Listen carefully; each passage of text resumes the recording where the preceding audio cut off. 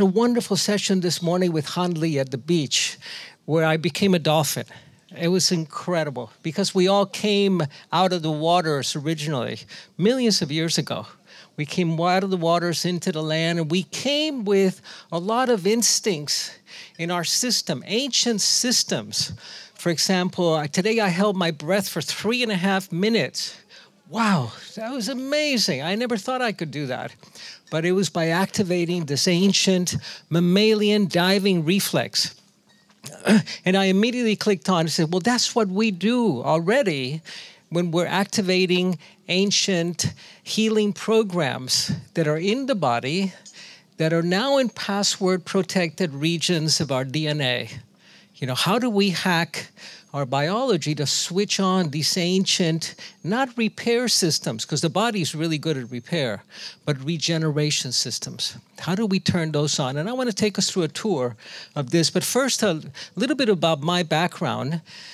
I'm a medical anthropologist by training. I've been on the faculty of the University of California and Columbia University in New York. But I started out as a poor graduate student in the Amazon many, many years ago, funded by big Swiss pharma. They wanted to discover the next breakthrough cancer cure or heart disease cure or Alzheimer's cure. And I was a poor graduate student, and they funded me in Swiss francs. So I was in bliss. And I ended up going to the backwaters of the Amazon, to places that they had never seen a light-skinned person before. And the kids would come running up to me, and they'd rub my hands to see if the white dirt would rub off. And after many, many months in the backwaters of the Amazon, which is exquisite, by the way, I discovered that they didn't have any cancer. They didn't have any heart disease. They didn't have any Alzheimer's. In fact, we didn't have any Alzheimer's until Dr. Alzheimer's discovered it 100 years ago. They had none of the illnesses of civilization. So the Amazon is nature's pharmacy, and I came back empty-handed.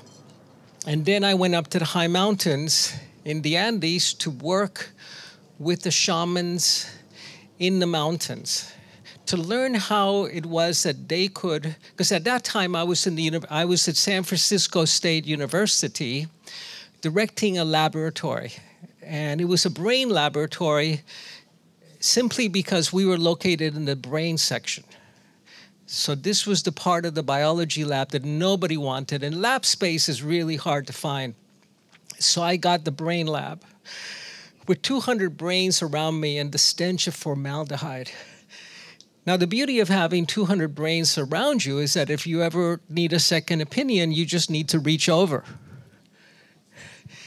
And we were looking at how we could create psychosomatic health, because we knew we could create psychosomatic disease. We became experts at psychosomatic disease at the age of 6 when you didn't want to go to school that day. Remember, you could develop the symptoms of Ebola in 20 minutes, and the school bus would go by and you'd be ready to play again. But can we create psychosomatic health? And if so, how do we do it? Well, we closed our lab down.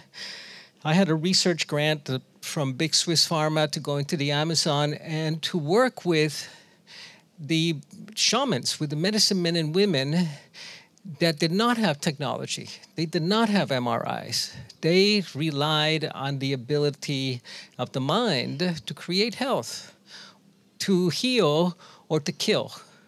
And you can do both. So I want to take us through a little bit of that.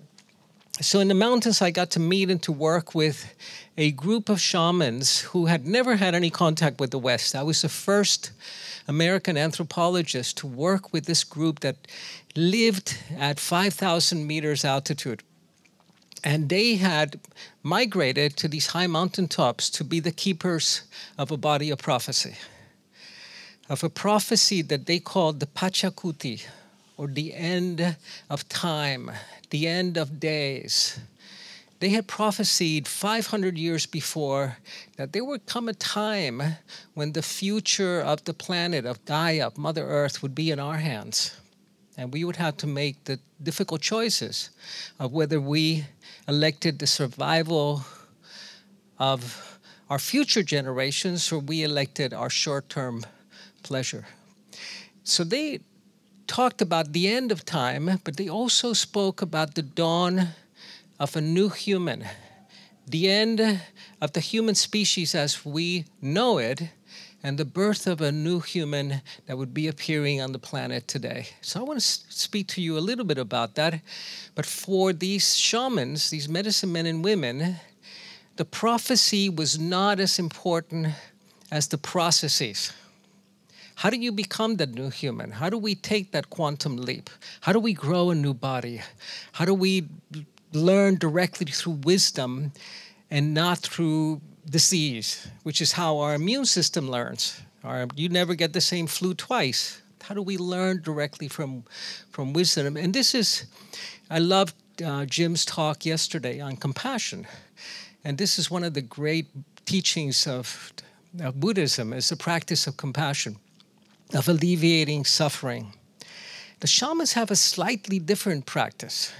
We want to alleviate suffering, but what we want to do is we want to learn directly from knowledge. In fact, the medicine men and women of the Americas believe that suffering is optional, that pain is inevitable. We have babies, we're born, we die, but suffering is optional. Suffering is what happens when you learn the hard way, which is the way that I've learned most of my life. So when you go to a shaman for healing, the first thing she will ask you is, what is the wisdom that you need to get? What's the lesson that the universe is offering for you? And until you realize what the teaching is, you cannot heal. If you don't realize, if you don't discover the lesson, you've got to keep repeating the grade. The same relationship with the next marriage, the same illness through a different set of symptoms. So what I discovered was that these men and women, these ancient pyramid builders, had a medicine that was based on the luminous energy field, on what we call the aura, the luminous energy field that surrounds the physical body and that organizes the body in the same way that a magnet organizes iron filings on a piece of glass. So I became a student of the shamans. And they would say to me, Alberto, you know, we've got to heal you first. I said, what do you mean heal me? I'm 28 years old. I'm in perfect health. He said, no, we got to heal your ignorance. I go, you know, I've got a PhD. It's Dr. Alberto to you. So we got to heal your ignorance, because I had a big collection of facts. And what the medicine people do is they differentiate between information and knowledge. Information is knowing that water is H2O. Knowledge or wisdom is being able to make it rain. Information is having a diagnosis. Knowledge is being able to heal. So this was the active practice of wisdom. And eventually I became a student of the shamans, and I became a shaman, not by choice, but if you cut wood for 20 years, you become a carpenter. And I did this for 25 years. So there was no heart disease, there was no cancer, there was no dementia, and I thought I was just lucky. But later, anthropologists discovered the same thing in the Amazon. How did these people protect their health? And I asked an old medicine man, how do I avoid these illnesses of old age? And they said, simple. If you want to avoid the illnesses of old age, just live a long and healthy life. I said, you don't understand. He said, no, I do understand. What they discovered is that they could clear the imprints, the information in the field. This is what we call in science today the quantum field. It's an information field. You can clear the imprints in the field that predispose you to disease. And these imprints are always connected to trauma. And not only the trauma that you experienced, but the generational trauma. The stories that run in your family, the toxic stories, the terrible stories that we all have, that we've all inherited. Now, that was the Amazon, but look at our statistics. Our statistics are that if you live to be 85 years old, and you will, all of us here will live to be 100. If you live to be 85, you will have a 50% probability of having diagnosticable Alzheimer's. Diagnosable Alzheimer's. This is not forgetting where your car keys are. This is forgetting your children's names. Look around the room.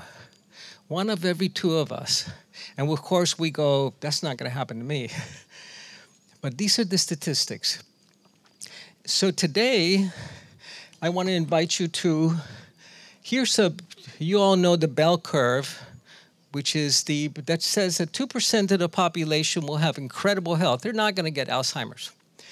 8% they're going to have really bad health their whole lives. And the big bulge here, the part where the snake ate the hat, is going to be the average. And that average is 1 out of 2 people. If you live to be 90, your probability are 75% that your brain will be so damaged that you will have diagnosable Alzheimer's. So I want to invite you to be part of an experiment.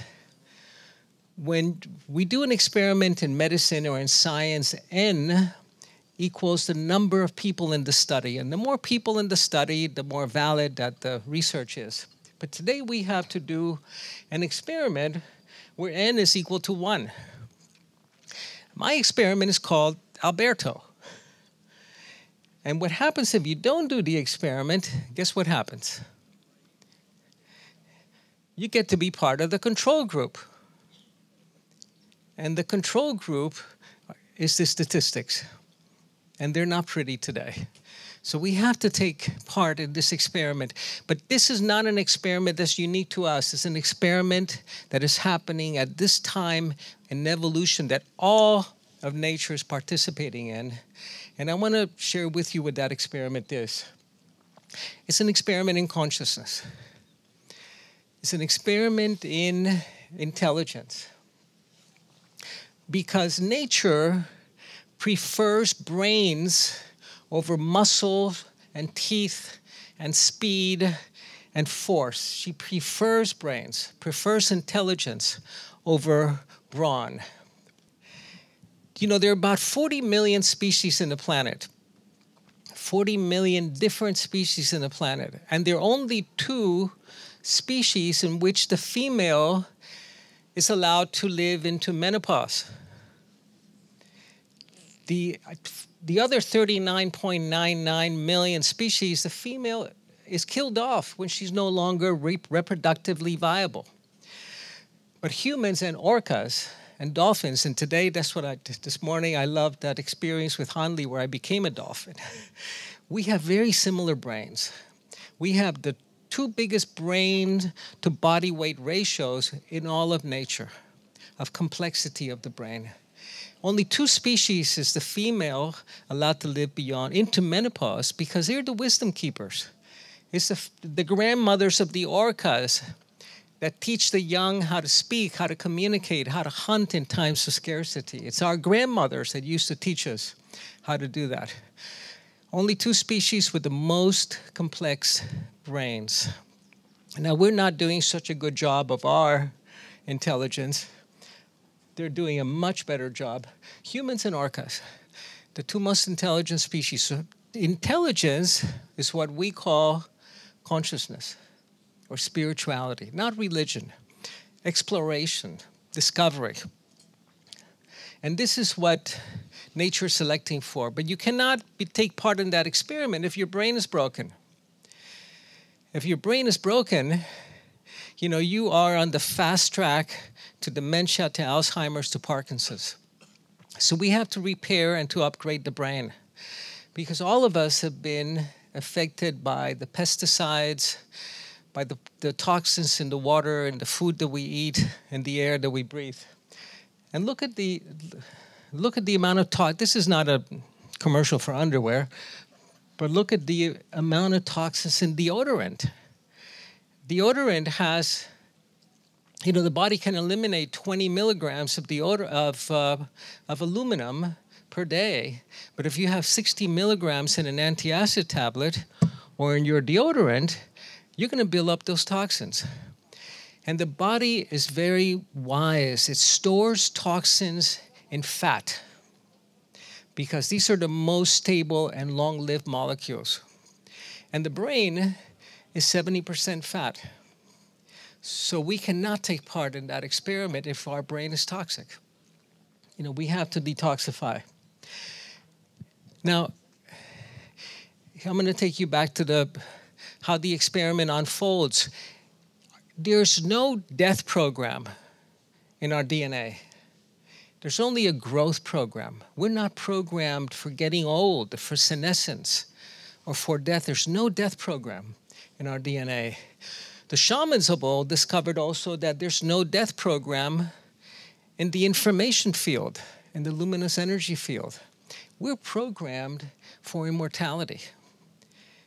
What keeps us from experiencing that is, among other things, the toxins in our brain. So we're going to talk a little bit about how we can repair and upgrade the brain. But here is and keep in mind that you will live to be 100 years old. I exercise every day and I'm working out for a half marathon, but when I'm 100, I'm going to be working out to be able to tie my shoelaces. So the battle that we've been engaging in is the one between cellular damage and cellular repair. If you could repair damage as quickly as it happens, you would not die. So how do we trigger the repair mechanisms? But even more than repair, how do we trigger the regeneration mechanisms that are in password-protected regions in our DNA? Well, the shamans of old said that you do that by the practice of spirituality, by accessing higher order regions in the brain where we can experience oneness, compassion, connection with each other, our interconnection with all of nature.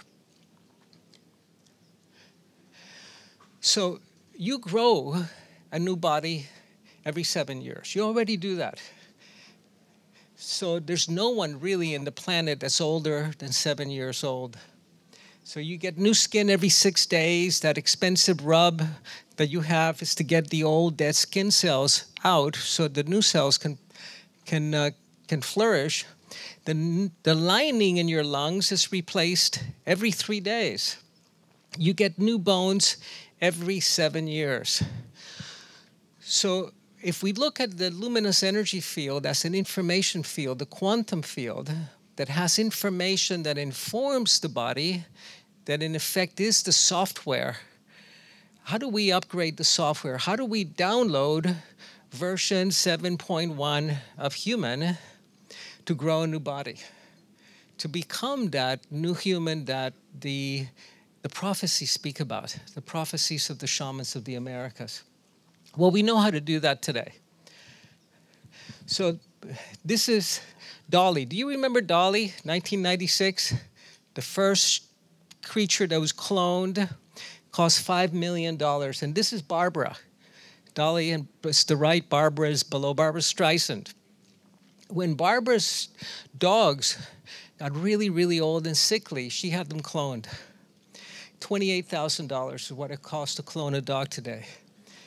So when Barbara cloned her dogs, they were really old. They were really sick. So did she get old and sick clones? No, she got puppies. That information is encoded in your DNA. It's encoded in our DNA. But how do we access that information? We don't want to clone ourselves. I don't think my wife could stand 2 of me. She has a hard enough time with 1. How do we activate that information? How do we switch it on so that becomes the dominant source in our growing and renewing our body? Well, we know how to do that today. So imagine if you could prevent disease. If you did not have to treat cancer or dementia, which we cannot treat, unfortunately. And remember that in the West, we don't have a healthcare system. We have a disease care system. And I loved hearing the presentation before mine of how women have been completely neglected and abused by the system. You know, in America, in the United States, hysterectomies is the third most common surgical procedure.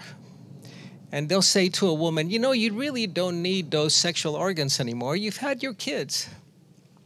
You've never heard a surgeon say to a guy, you know, you don't need those testicles anymore. You've already had your babies. So none of the medications that we use have been tested on women. It's been an ongoing abuse of the feminine, really, which is the mythology and the culture that we have been raised in. But imagine if we did not have to treat disease. If we could switch on the genes that create health and switch off the genes that create heart disease and breast cancer and dementia. Today we know how to do this. Dean Ornish at UC Medical Center in San Francisco has done the research. He's discovered that a plant-based diet, a primarily plant-based diet, calorie-poor, nutrient-rich, will flip all of those switches to create health. Now, when I was in the Amazon, before you take part in any ceremony, you would have to do a dieta or a diet or a cleanse. And I would ask them, why do I have to drink this horrible bark from this tree? It is disgusting. And they say to me, well, you have to drink it because it's always been done that way. And I was raised in science and trained in science, so I decided to take it to the laboratory. What was this disgusting thing that I was drinking? And we found out that that the plants that were sacred to the shamans, not the psychedelic ones, those were the teacher plants, but the sacred plants were the ones that turned on your longevity genes, what I call the immortality genes. They knew the plants that flipped these genetic switches. And I asked them, how did you know what plants did this? And they said, well, the plants told us. Stupid. So, well, do you talk to the plants? Yeah, we talk to the plants, we talk to nature, we talk to God. And it reminds me of a story when the conquistadors arrived in Peru. The priest came to meet with the Inca, and he gave him the Bible and said, this is the word of God. And the Inca took the Bible and put it to his ear and listened, and he threw it on the ground and said, what kind of God is this that does not speak? And he asked the priest, when did your God last speak to you? And it was the year 1500. He said, about 1,500 years ago. When did your God last speak to you? This morning at breakfast. So this is a wisdom teaching from a feminine tradition, a pre-religious tradition. And in fact, in the shamanic traditions, the concept of God is not very big. There's, among the Aborigines in Australia, for example, there is creation and there is creating. But there's not this whole concept of creator that you have to pay homage to and make blood sacrifice to or send your children off to war for. There's creation and creating. Creating is participating in creation. In the Andes, they call this dreaming the world into being, knowing that you can dream the world and your health into being. So imagine if we could work. Now, in science, we call this epigenetics. Switching on the genes that create health is epigenetics. This is what the shamans of old discovered, that you could upgrade the quality of the luminous energy field that would upgrade the quality of your health. So we know how to do that a little bit too, so we can do it now through pharma. Pharma has identified a couple of products, including rapamycin, metformin. Rapamycin was an antibiotic discovered in Rapa Nui an Easter island off the coast of Chile, where I live. And I don't live in Easter Island, but I live in Chile half of the year. And they discovered that it was extraordinary for inhibiting the immune system, and it was fantastic for organ transplants. When you do an organ transplant, you want to do it very carefully so you don't have any cancer cells piggybacking along. The people that received rapamycin, not only did they not get any cancer, they did not get dementia, they didn't have any heart disease, and no kind of cancer whatsoever. So what they found is that it upregulated these two pathways that switch on regeneration and prevent all of these conditions. NRF2 is really at the key. All of the shamanic medicines that are the sacred plants were upregulators of what I call the shaman's pathway, NRF2. And I'll show you how it works in a second. In nature, you can do that through broccoli sprouts. 6-day-old broccoli sprouts are full of NRF2 activators that flip on all of the genetic switches that create health and inhibit disease. So you can do this right in your own home. You can grow your own broccoli sprouts. You cannot buy this in a tablet or in a pill because it needs to be the fresh plant. It doesn't have myrosinase, which is the enzyme that activates the sulforaphane. So the ancient wisdom keepers had a science, and they had a science that was based on the invisible world, not the world of matter and atoms and molecules like our science, but the relationship with energy, with your field, with what we call today the quantum field. And 100 years ago, the big conversation in physics was whether the electron was a particle or if it was a wave. Is it a particle? If you shot it at a target with a single hole in it, it would go through that hole like a bullet. If you shot it at a target that had 3 slits in it, it would go through all 3 of them at the same time like a wave, like an ocean wave. And of course, they discovered that it was both. It was a particle and a wave. It had a particle state and a field state. And then Heisenberg came along and said, well, you're going to find that electron wherever you look for it. Wherever you look for it is where the field collapses and it becomes a particle. We have a particle state, which is this, but we also have a field state. And once I asked an old medicine woman, what's the object of all of this shamanic teaching? I had to go through a lot of training, and they said, well, the object of all of this training is to learn how to get out of this life alive. I said, oh, that sounds interesting. Sign me up for that. How do we take our consciousness with us when we leave our particle state behind and go into the field state? So I was in Kathmandu in Nepal a couple of years ago. My wife and I were there. We're going off on a medical expedition with a group of Buddhists into Mustang, way into the back of Nepal. And a friend of ours is a Buddhist scholar, a Lama, and we invited him to have lunch with us at the Hyatt Hotel in Kathmandu. Beautiful hotel. And with a huge buffet, with Japanese, Chinese, and all exquisite buffet, and magnificent gardens. And we invited this Lama in the monastery. They don't eat that well, so he was really happy to have lunch with us. And he says a prayer and a blessing. So we close our eyes, and he says, to the Buddhas of all time, we offer this food to the Buddhas of all time, to the luminous ones that have come before us and will come after us. To the hungry ghosts that have not eaten today, we offer you this food. To the demons in the demon realms, we offer you this food as well. So I asked the Lama, where are these hungry ghosts? And he's eating, he's got his chopsticks in his hands, and he says they're everywhere. And he points to the pulled pork section, and he's a vegetarian. So I go, of course, you know, the hungry ghosts have to be in the meat section. And I ask him, what about the demons? Where are these demons? And he points to the dessert table. I go, sugar. You know, sugar is the fast track to dementia. It's of course, you know, these demons are up in the dessert table and the sugar. And when I'm looking over there, I see there's this beautiful 3-layer chocolate cake.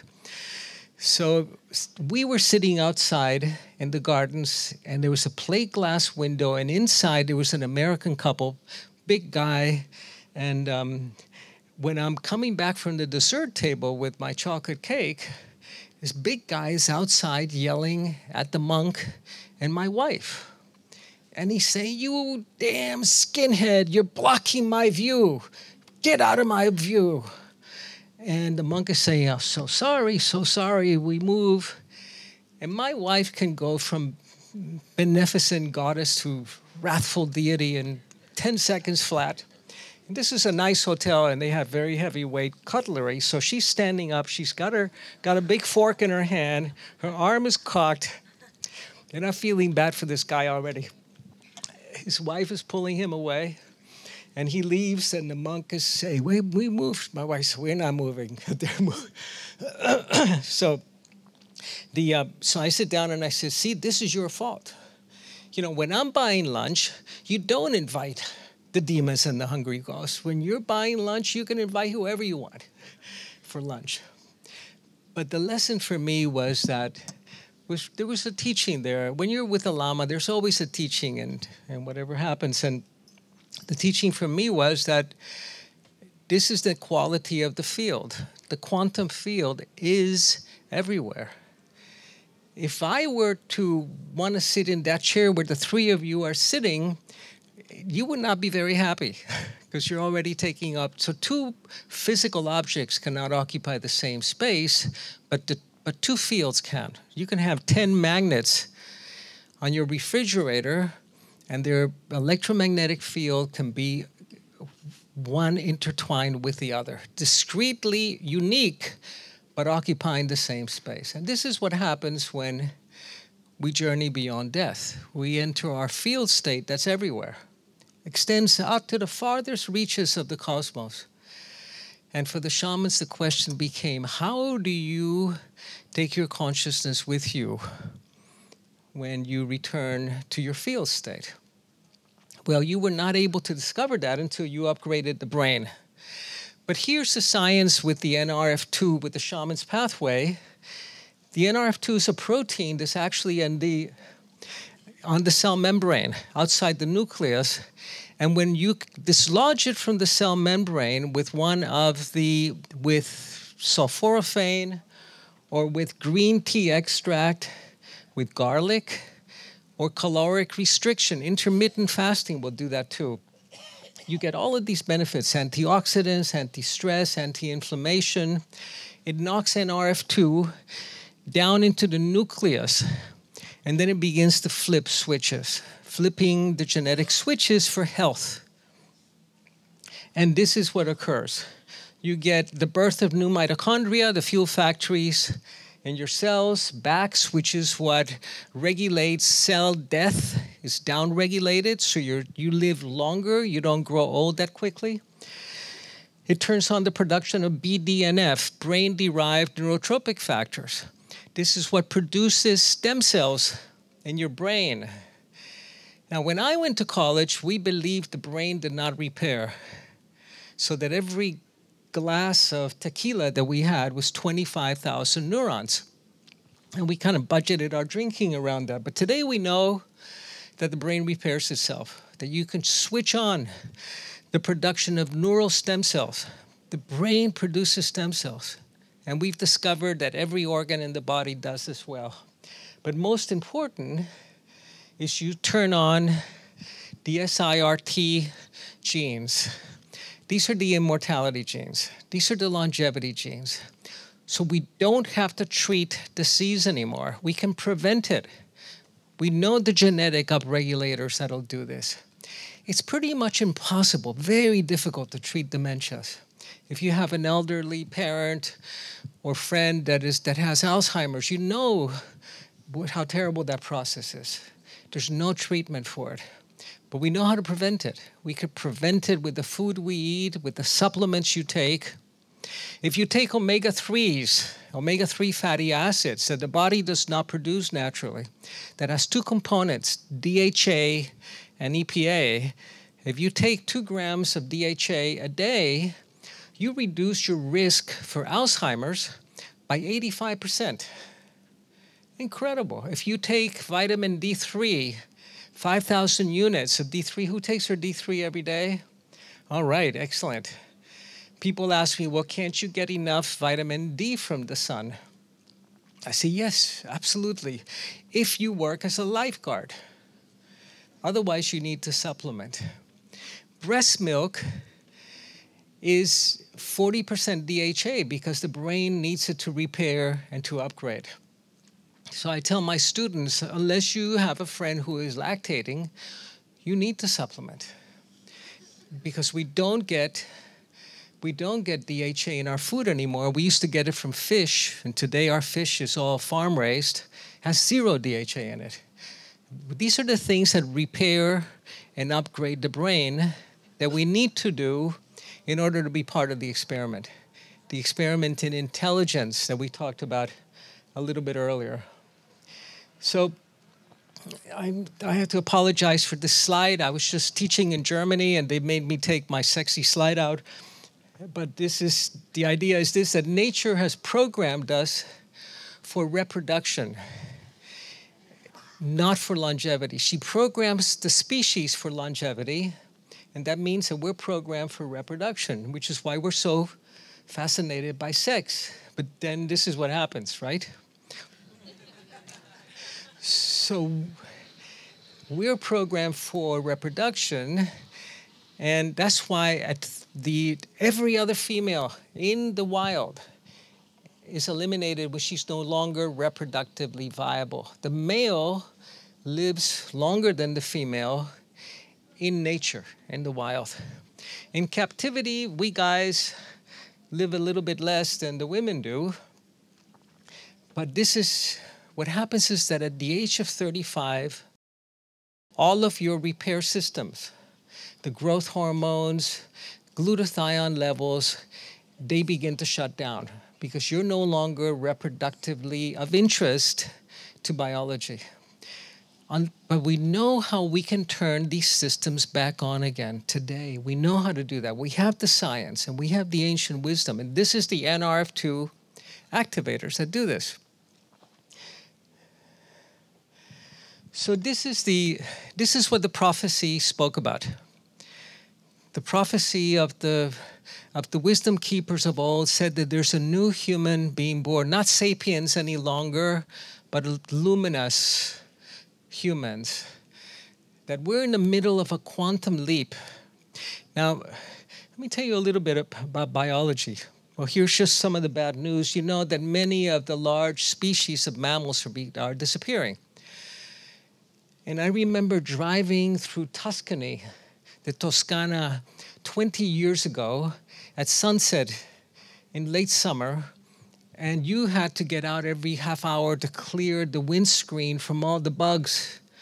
And today you drive through and there's no bugs. There's an extinction. We're in the middle of an extinction event that's happening globally. Now, this is the 5th extinction event in the history of this planet. There have been 4 previous ones, and this one is man-made. Now, the way that evolution works is evolution works incrementally, slowly acquiring new traits and skills that you hope will be passed on to your children from one generation to the next, except during extinction events.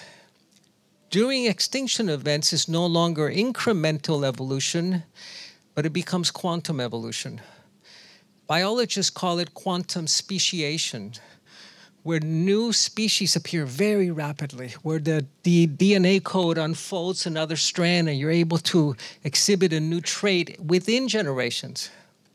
No longer in between generations, but within generations. So it's not our children and their children that are going to take this leap. It's you and I.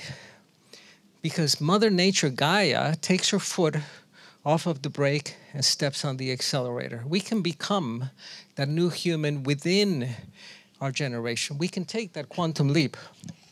And we do it by upgrading the luminous energy field, the information field. Remember, the field stores trauma.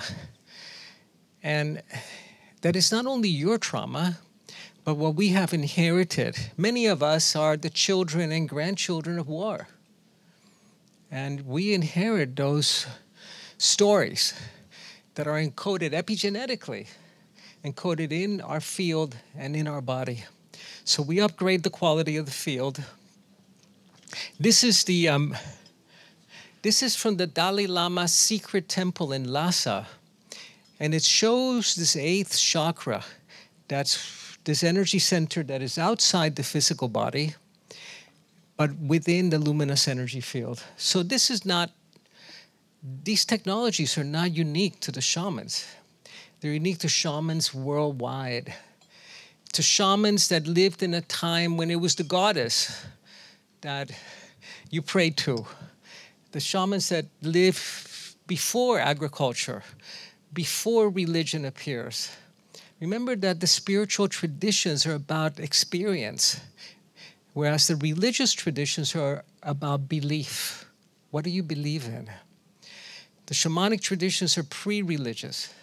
This is the time when the goddess was honored and celebrated. And then 6,000 years ago, we had 3 things happen. Agriculture and the discovery of grains, including gluten. We had the discovery of religion, the invention of religion, and the grains make their way into the religion. I remember as a child learning the Lord's Prayer. You know the Lord's Prayer in English is, Our Father who art in heaven, give us this day our daily fats and proteins, right? You know, we have wheat already embedded, and if you go to Asia, you find that there's rice being offered to the Buddha. In the Americas is the corn. We change our diet, we become dumber, our lifespans are reduced tremendously. And of course, it becomes the tyranny of the masculine in medicine, in society, and we're breaking out of that today. You know, we've come to the end of that masculine paradigm where, you know what cancer treatment is about? Cancer treatment is about killing it, burning it, or cutting it. I mean, this is what you do when you're in siege, right? In war. It's a war against cancer. So we're coming to the end of this paradigm. It's exhausting itself economically, and our sustainability is totally unsustainable. A new paradigm in health and in medicine is emerging where we're leaving the paradigm of sick care to that of creating health. And the understanding today, as we're marrying this ancient wisdom with contemporary brain science, is that if you can create the conditions for health, disease goes away. You don't need to treat it. If you treat disease, you're not treating the person any longer. Disease goes away when you create the conditions for health, emotionally, energetically, nutritionally. And this is what we are in the process of birthing. So it starts with the brain. It starts with taking part in that extraordinary experiment in intelligence. In awakening a brain, I want to take us quickly through on a tour of the 4 brains that we have. We have 4 evolutionarily different brains inside of our skull. The first one is the reptilian brain that we share with the reptiles. And this is at the brain stem, the very, very base of our skull. And this brain is in charge of housekeeping, body temperature, breathing. Breathing is an autonomic function for us, so that we don't have to breathe. We don't have to, you cannot commit suicide by holding your breath. Let's try it, everybody. Deep breath. It doesn't work. It's an autonomic function. Dolphins, on the other hand, are not Mother Nature is having a different experiment with the dolphins. Remember, they have brains as complex as ours. The dolphin is not programmed for automatic breathing. The dolphin has to go, that felt really good. I think I'll try another one. And that's why only half of the dolphin brain sleeps at any one time, because the other half continues breathing. On top of that, you have the mammalian brain that we share with all the mammals. This is the brain of the emotions. This is where you have the amygdala, the fight or flight system. And this brain has 4 programs. And that's fear, feeding is scarcity, not having enough. I remember one of my wealthiest clients was also one of the most impoverished, because he never had enough. Never had enough love, enough time, enough money. And he was 84 years old. And he wasn't talking to his family. And he was worth $800 million. He'd love to tell me that. I said, what are you going to do? You've got to start helping the world with this. This is energy. You've got to start first treating yourself well and then making a difference in the world. But he never had enough. He was totally impoverished. That brain was damaged. Now, this brain runs on sugar. This is a sugar brain that lives in fear, that never has enough, that needs enemies, conflict, fighting, and that is predatory. The higher brain, which is the neocortex, is a brand new brain that became active about 50,000 years ago. 50,000 years ago, there was this huge leap in human intelligence. The biologists call it the Great Leap Forward. Technologies that had not changed in 1 million years changed in 3 generations. You have hunting technologies that appear. You have fishing hooks, sewing needles, and art. The great art in the cave paintings at Altamira, Lascaux, 3 or 4 generations that coincide when we move to the shorelines, climate change, move to the coast, and we begin eating mollusks that are rich in DHA. Switches on the higher brain. This higher brain runs on fat, loves the fats, loves the coconut oil, loves the avocado, loves the olive oil, loves the MCT oils. And in fact, it runs on the ketones. So when you do a ketogenic diet, you're feeding this brain, and it requires the ketones to wake up, particularly beta-hydroxybutyrate is one of the ketones, jet fuel for this brain. And suddenly, you understand that we're all connected. Then you don't have to try to meditate, because you're producing the brain chemicals that facilitate meditation. The lower brain is for fight or flight. Remember the fight or flight system? Several of our speakers have talked about it. The fight or flight system produces adrenaline and cortisol hormones, the stress hormones, the fighting hormones, the running hormones. You need cortisol to run away from the tiger. And the problem with the fight or flight system is that it's a feed-forward system. It's not a feedback system. Feedback systems tell you to stop when you've had enough. The fight or flight system, the more cortisol and the more adrenaline you produce, the more you damage the hippocampus, which is rich in cortisol receptors, and the more that it triggers the production of cortisol and adrenaline until you're living in a cortisol martini. And your hippocampus is damaged. And the hippocampus is the region in the brain where learning happens. It's where you're able to wake up with your spouse that you've been married to for 20 years and go, wow, who is this person I'm waking up with? Fantastic. If it's damaged, you go, who is this person in my bed? Get them out of here. So you're not able to have a new experience. Learning stops. You're caught in the mammalian brain, sugar brain. You're not able to step up to this brain, which is the brain of Bach, of Einstein, of science, of creativity.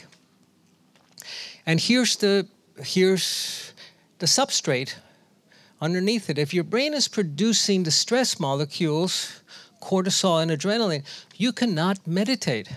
You need the chemical substrate in order to meditate. You're going to want to check your email. If you can silence the production of adrenaline and cortisol, then your higher brain, your pineal gland, begins to transform serotonin. The pineal gland makes melatonin so you can sleep. Serotonin is ubiquitous. It's everywhere in nature. Trees have it, whales have it, grasshoppers have it. Serotonin, and stay with me for a moment because I'm going to get into a little bit of the science. Serotonin is 5-HT, 5-hydroxy water tryptamine. It's a tryptamine. And it's produced by the gut. 85% of your serotonin comes from your gut. If your gut is broken because you've had antibiotics recently, you're not producing serotonin, which is the feel-good neurotransmitter. 5-hydroxytryptamine, when you're not producing the stress molecules, cortisol and adrenaline, the brain will begin to add to methylate, to add methyl bonds, methyl groups to this tryptamine, and you end up with di-2-methyltryptamine. What's dimethyltryptamine? DMT? Ayahuasca. Have you heard of ayahuasca, the most powerful psychedelic in the world? The brain produces it naturally, but you need to access the higher brain. And then people ask me, Alberto, do you meditate? I say, yeah. When do you meditate? I say, well, I'm up to about 23 hours a day. Because when this higher brain is functioning, you're producing the substrate, you're always meditating. That's the only thing you do. But we need to have the brain chemistry to be able to support that. We need to begin to let the pineal gland methylate serotonin. Now, there's evidence that fluoride that they put in the drinking water of every country in the world, the Swiss took it off 2 years ago, will crystallize the pineal gland so that it's unable to function. It's unable to get you into these states of communion and of oneness, which the brain that we're wired to. We're wired for bliss. We're wired for this experience of communion and transcendence. But of course, we need the basic substrate. And then you can ask the 3 most important questions that a shaman or any one of us can ask. Who am I? Where do I come from? And where am I going? You can only truly explore these questions from this higher brain, from the prefrontal lobes and from the neocortex, with the right brain chemistry supporting it. Otherwise, you have to get to settle for the answers that religion gave to us or the science is giving us. Religion says, who am I? You came from, and this is where you're going. You're going to hell if you don't behave this way. Science says that you are this complex of molecules and that you came from your mother and your father and you're not going anywhere. But these are the questions that every great tradition has encouraged us to ask. And you can only ask them from this higher brain. It's from this higher brain that you can create psychosomatic health, because you're no longer creating psychosomatic disease from the stress molecules. From this higher brain, you can take part actively in that experiment in intelligence that is happening today, particularly during this time of an extinction event that we're living in, when Gaia, Mother Earth, has taken her foot off of the accelerator and where we can quantum leap into who we are becoming 10,000 years from today. So I was having dinner with some friends that teach at Harvard, and they were saying to me, Alberto, you read the latest research on probiotics. Who takes our probiotics here? Really important. And they said they shows that probiotics don't work. take them in through your mouth and they come out the other end. I go, bad experimental design.